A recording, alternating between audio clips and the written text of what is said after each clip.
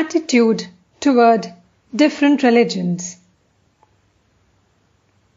Sri Ramakrishna accepted the divinity of Buddha and used to point out the similarity of his teachings to those of the Upanishads. He also showed great respect for the Tirthankaras, who founded Jainism, and for the 10 gurus of Sikhism. But he did not speak of them as divine incarnations. He was heard to say that the gurus of Sikhism were the reincarnations of King Janaka of ancient India. He kept in his room at Dakshineshwar a small statue of Tirthankara Mahavira and a picture of Christ, before which incense was burnt morning and evening.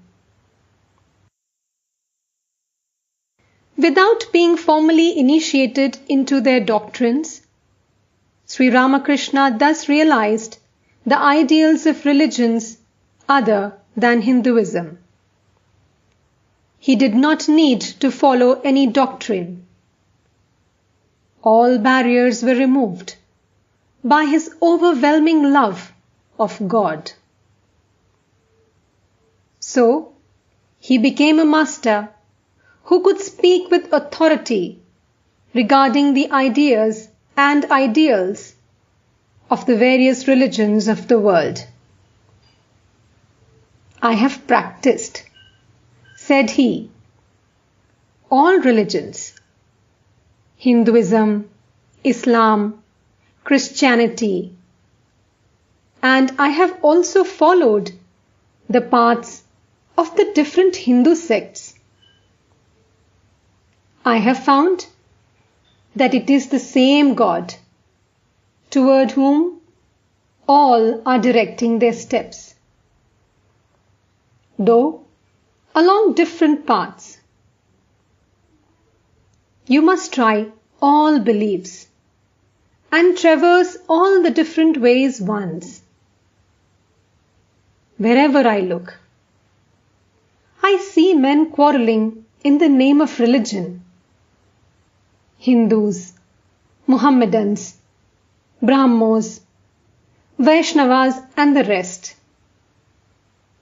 But they never reflect that he who is called Krishna is also called Shiva and bears the name of the primal energy, Jesus and Allah as well.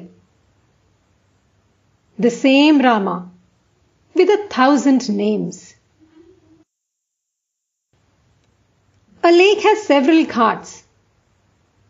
At one, the Hindus take water in pitchers and call it Jal. At another, the Musalmans take water in leather bags and call it Pani. At a third, the Christians call it water. Can we imagine that it is not Jal, but only Pani or water? How ridiculous! The substance is one, under different names, and everyone is seeking the same substance.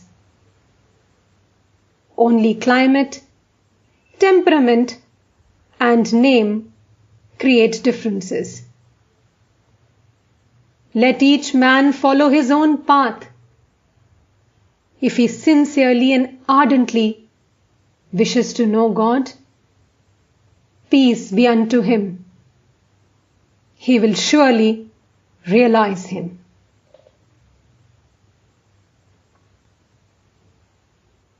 In 1867, Sri Ramakrishna returned to Kamarpukur to recuperate from the effect of his austerities. The peaceful countryside, the simple and artless companions of his boyhood, and the pure air did him much good. The villagers were happy to get back their playful, frank, witty, kind-hearted and truthful Gadadhar. Though they did not fail to notice the great change that had come over him during his years in Calcutta. His wife, Sharada Devi, now 14 years old, soon arrived at Kamarpukur. Her spiritual development was much beyond her age, and she was able to understand immediately her husband's state of mind.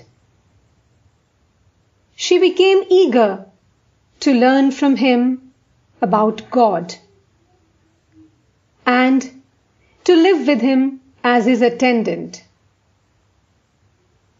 The master accepted her cheerfully, both as his disciple and as a spiritual companion.